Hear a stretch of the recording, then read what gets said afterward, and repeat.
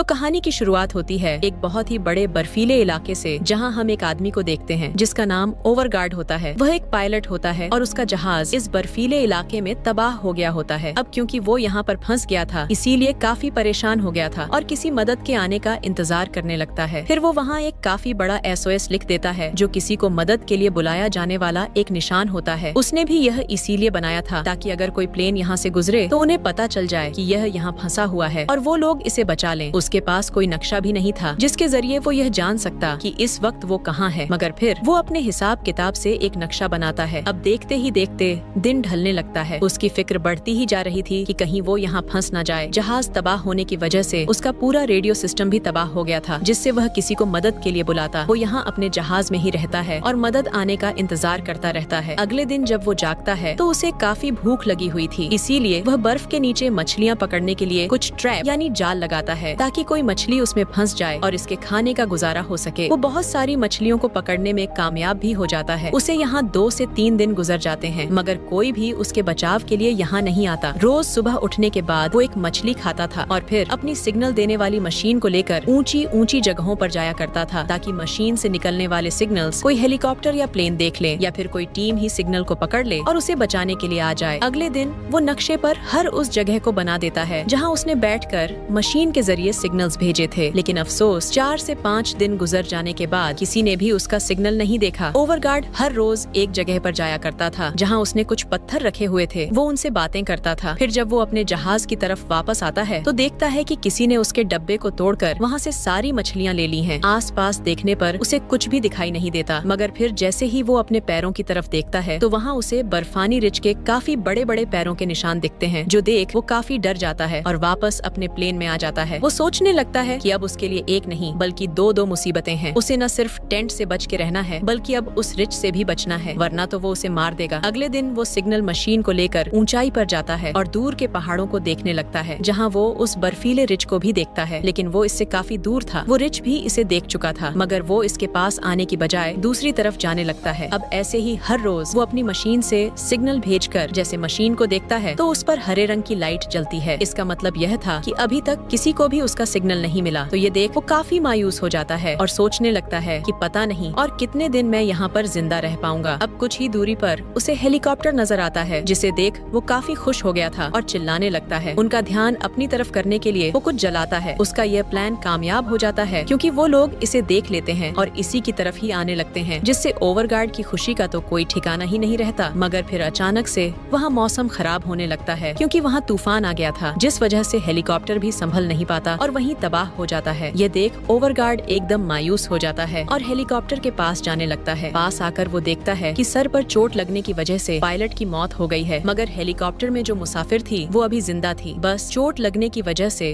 वो बेहोश हो गई। ओवरगार्ड पायलट को बाहर निकालकर लड़की को चेक करने लगता है। वो देखता है कि लड़की के पेट पर एक काफी बड़ा कट है, तो वो हेलीकॉप्टर में रखा मेडिकल बॉक्स उठाकर उसकी मरहम पट्टी करता है। हेलीकॉप्टर का दरवाजा तोड़कर उस पर लड़की को रखता है और उसे खींचकर वापस अपने प्लेन की तरफ आने लगता है। प्लेन में आने के बाद लड़की को होश आती है। वो ओवरगार्ड से उस पायलट के बारे में पूछती है, जिस पर वह बताता है कि वह बेचारा तो मारा गया है। ये सुन वो लड़की इतनी टेंशन ले लेती है कि दोबारा से बेहोश हो जाती है। अब क्योंकि ओवरगार्ड को अपना काम भी करना था, इसीलिए वो जाने का सोचता है, मगर जाते जाते वो लड़की के लिए एक नोट छोड़ता है, जिस पर वो लिखता है कि घबराना नहीं, मैं थोड़े वक्त में वापस आ जाऊंगा। इसके बाद वो अपने प्लेन से बाहर निकल जाता है। वो दोबारा से हेलीकॉप्टर के पास आता है और पायलट को वहीं बर्फ में दफन करके दुआ करता है। इसके बाद वह हेलीकॉप्टर में से जरूरत का सारा सामान लेकर जाने लगता है। सामान में उसे एक तस्वीर भी मिलती है, जो देख उसे पता चलता है कि पायलट और वह लड़के दोनों हस्बैंड वाइफ थे। वो यह सारा सामान एक स्लैड यानी बर्फ गाड़ी पर रखकर वापस निकलने लगता है। जाते जाते वो हेलीकॉप्टर पर एक मैसेज लिखता है कि यहाँ पर 2 लोग अभी भी जिंदा हैं, ताकि अगर हेलीकॉप्टर देखकर कोई आए तो इन्हें भी बचा ले। जिसके बाद वो अपने प्लेन की तरफ जाने लगता है। वापस आने पर वो दोबारा उस लड़की के जख्म की मरहम पट्टी करता है। उसे यहाँ पर 1 हफ्ता गुजर गया था, इसीलिए वह खुद को अकेला समझकर रोने लगता है। फिर वह खुद को संभालता है और अपने बनाए हुए नक्शे को देखने लगता है और यह ढूंढने की कोशिश करता है कि इस वक्त वह कहाँ है। ये नक्शा भी इसे हेलीकॉप्टर में से ही मिला था। नक्शे में उसे आसपास के कुछ रेस्क्यू पॉइंट्स भी मिलते हैं, यानी जहाँ जाकर इनका बचाव मुमकिन हो सकता है। तभी अचानक वो ट्रैप जिसने मछली पकड़ने के लिए लगाया था उसमें आवाज आने लगती है। जब यह बाहर चेक करने जाता है तो देखता है कि एक काफी बड़ी मछली उसके ट्रैप में फंस गई है। ठीक है, अब सामान में कुछ नूडल्स भी थे जिन्हें मछली के साथ वह पकाता जाता है और आज काफी दिनों के बाद उसे गर्मा गर्म खाना खाने को मिलता है। साथ ही वह उस लड़की को भी होश में लाता है और थोड़ा सा खाना उसे भी खिलाता है, लेकिन वो ठीक से नहीं खा रही थी क्योंकि अभी भी वो बेहोश ही थी। अब वो सिग्नल मशीन दोबारा से लेकर काफी दूर जाता है। साथ ही वो अपने प्लेन पर भी नजर रख रहा था। अब ऐसे ही करते करते उन्हें कुछ और दिन गुजर जाते हैं। लड़की की तबीयत भी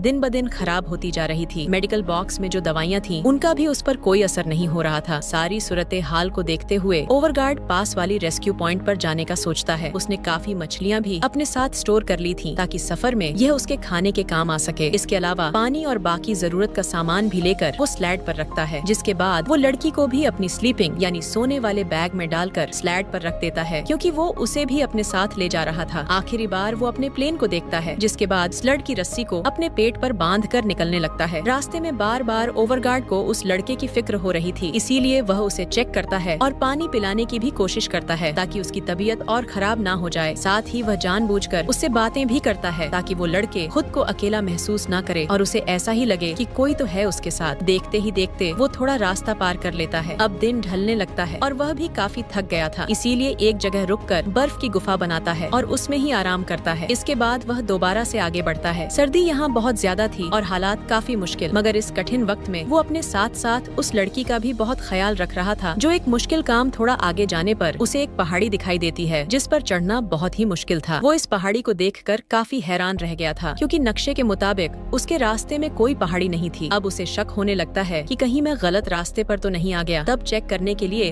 वह ऊपर जाता है और देखता है कि आगे का रास्ता बिल्कुल साफ है, तो जाहिर है वहाँ से आगे बढ़ना आसान होगा। इसीलिए सबसे पहले वो अपने सामान को खींचकर ऊपर पहुँचाता है और जब लड़की को उस लेड के जरिए ऊपर ले जा रहा था तो वह बार बार खिसक कर नीचे आ रही थी, क्योंकि वजन ज्यादा था। वो उसे ऊपर चढ़ाने की काफी कोशिश करता है, मगर नाकाम ही रहता है। जिसके बाद वो वहीं बैठकर रेस्क्यू पॉइंट पर जाने का अब एक दूसरा रास्ता बनाता है। उसे यह फिक्र भी हो रही थी कि रेस्क्यू पॉइंट पर जाने के लिए इस रास्ते से 2 दिन लगने वाले थे, मगर अब जिस नए रास्ते से वह जाएगा इसे 5 दिन लग जाएंगे। टेंशन उसे यह थी कि खाना भी कम था और लड़की की हालत भी इतनी खराब थी कि उसकी जान भी जा सकती थी। लेकिन इसके बावजूद भी वो हिम्मत करता है और ठान लेता है कि चाहे जो भी हो जाए मैं इस नए रास्ते से ही जाऊंगा। जिसके बाद वह अपना सामान वापस नीचे उतार कर इस नए रास्ते पर चलने लगता है। थोड़ा आगे जाने पर उसे गुफा मिलती है, जहाँ वह रुकता है और खाना बनाकर खुद भी और उस लड़की को भी खिलाता है, मगर उसकी हालत अब और भी खराब हो गई थी। उसका जिस्म काला पड़ने लगता है, ऐसा लग रहा था जैसे उसका खून जम रहा हो। इसके अलावा उसके चूल्हे में गैस भी खत्म हो गई थी, जो देख उसकी परेशानी और बढ़ जाती है। चुपचाप बैठा अभी सोच ही रहा था कि तभी उसे बाहर किसी के गुर्राने की आवाज आने लगती है, जो सुन वो पहचान लेता है कि बाहर बर्फानी रिच है। वो काफी डर गया था, इसलिए एकदम शांत रहता है, कोई आवाज नहीं करता। मगर इसी वक्त उस लड़की को खांसी होने लगती है, जिससे रिच को पता चल जाता है कि अंदर कोई है, तो वह अंदर आने की कोशिश करता है, पर क्योंकि गुफा का रास्ता काफी छोटा था इसलिए वो अंदर नहीं आ पाता। वो रिच इतना चालाक था कि बर्फ को तोड़कर अब वो अंदर आने का रास्ता बनाने लगता है। यह देख ओवरगार्ड काफी घबरा जाता है और अपने सामान में फ्लेयर गन ढूंढने लगता है, जो उसे मिल ही नहीं रही थी। लेकिन काफी खोजने पर आखिर वो उसे मिल ही जाती है, जिसे जलाकर वो रिच को डराता है। डरकर रिच भी वहाँ से भाग जाता है। कुछ वक्त के बाद ओवरगार्ड बाहर आता है और देखने लगता है कि कहीं वो रिच आसपास तो नहीं, मगर जब वो उसे नहीं दिखता तो वह चुपके से वहाँ से निकलने लगता है अपने सामान और लड़की को लेकर। लेकिन जैसे ही वह थोड़ा आगे बढ़ता है तो बर्फीला तूफान आने लगता है। उसे आगे का कुछ भी दिखाई नहीं दे रहा था, जिस वजह से वो आगे नहीं बढ़ पा रहा था। वो स्लेट पर से लड़की को नीचे रखकर स्लेट को सामने की तरफ खड़ा कर देता है, जिसके पीछे वो और लड़की थी, ताकि उन पर बर्फ कम गिरे। फिर वो भी जाकर उस स्लीपिंग बैग में लेट जाता है जिसमें वो लड़की थी। फिर कुछ वक्त के बाद तूफान जब थोड़ा बहुत रुक जाता है तो उसे पानी पिलाने लगता है, मगर उसकी हालत इतनी खराब हो गई थी कि उसका मुंह ही नहीं खुलता। अचानक उसे खांसी होती है, जिसके बाद उसके मुंह से खून निकलने लगता है। अब जब ओवरगार्ड उसके जख्म को चेक करता है तो उसे पता चलता है कि लड़की को इन्फेक्शन हो गया है। इसी के साथ ही वह लड़की दोबारा से बेहोश हो जाती है। मुझे देख ओवरगार्ड को लगता है कि लड़की मर गई, या अगर नहीं भी मरी तो कुछ देर में मरने वाली है। उसे आगे ले जाने का कोई भी फायदा नहीं होगा। इस वजह से ओवरगार्ड को दुख तो होता है, मगर वह बेचारा करता भी क्या। वो लड़की को वहीं पर छोड़कर अकेला ही वहाँ से जाने लगता है,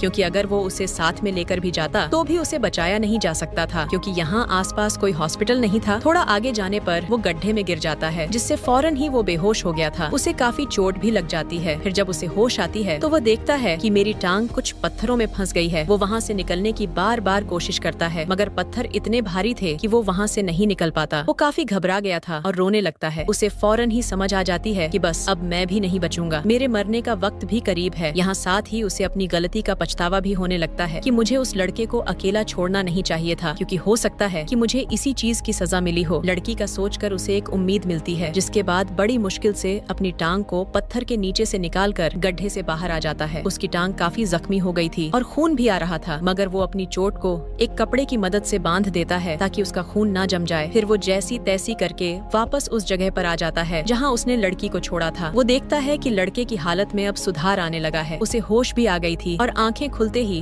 वह ओवरगार्ड को हेलो कहती है। ये सुनकर वो काफी दुखी हो गया था और रोने लगता है। साथ ही वह लड़की से माफी भी मांगता है। लड़की उसे संभालती है, मगर उस बेचारे को बहुत तकलीफ हो रही थी क्योंकि उसकी टांग पर काफी गहरी चोट थी। मगर फिर दर्द को सहते हुए वो लड़की और सामान को स्लैड पर रख के दोबारा से आगे बढ़ता है। इस बार वो एक छड़ी का भी इस्तेमाल करता है। कुछ देर चलने के बाद वो आखिरकार रेस्क्यू पॉइंट के काफी पास पहुंच गया था। वह खुद ऊपर जाकर देखता है तो कुछ दूरी पर उसे एक हेलीकॉप्टर दिखता है, जो देख वो काफी खुश हो जाता है। चिल्लाकर उन रेस्क्यू पॉइंट वाले लोगों को बुलाने लगता है। इसके अलावा उनका ध्यान अपनी तरफ करने के लिए वह फ्लेयर गन भी चिल्लाता है, मगर अफसोस उन लोगों का जरा सा भी ध्यान इसकी तरफ नहीं आता। वो हेलीकॉप्टर को बस वहाँ से ले जाने ही वाले थे। अब यह देखकर ओवरगार्ड अपनी वो जैकेट जिससे वह खुद को बचा रहा था उसे फ्लेयर गन की मदद से जला देता है, ताकि यह बड़ी सी आग जलती हुई देखकर ही उन लोगों का ध्यान इसकी तरफ हो जाए। लेकिन इससे भी कोई फायदा नहीं होता, क्योंकि हेलीकॉप्टर दूसरी तरफ जाने लगता है। ये देख ओवरगार्ड की बची हिम्मत भी टूट जाती है। वो काफी मायूस हो गया था, जिसके बाद वह लड़की का हाथ अपने हाथ में लेकर वहीं लेट जाता है। अब उसकी पूरी हिम्मत जवाब दे चुकी थी, मगर तभी हम देखते हैं कि वह हेलीकॉप्टर घूमता हुआ उनके पीछे उतरने लगता है, जिसके फौरन बाद अब उन दोनों को बचा लिया जाता है। यह कहानी दरअसल हिम्मत और हौसले की है कि चाहे हमारे ऊपर कितने भी मुश्किल हालात क्यों न आ जाएं, हमें हिम्मत कभी नहीं छोड़नी चाहिए। जिसकी जिंदा मिसाल ओवरगार्ड है, जिसने इतने कठिन हालात में अपने साथ साथ उस लड़की की भी जान बचाई। ये सब सिर्फ एक चीज से ही हो पाया, और वो है हिम्मत, जो उसके अंदर बहुत ज्यादा थी। तो इस कहानी से हमें यह सीख भी मिलती है कि हमें हमेशा ही ऐसी हिम्मत करनी चाहिए जिसे ओवरगार्ड ने की।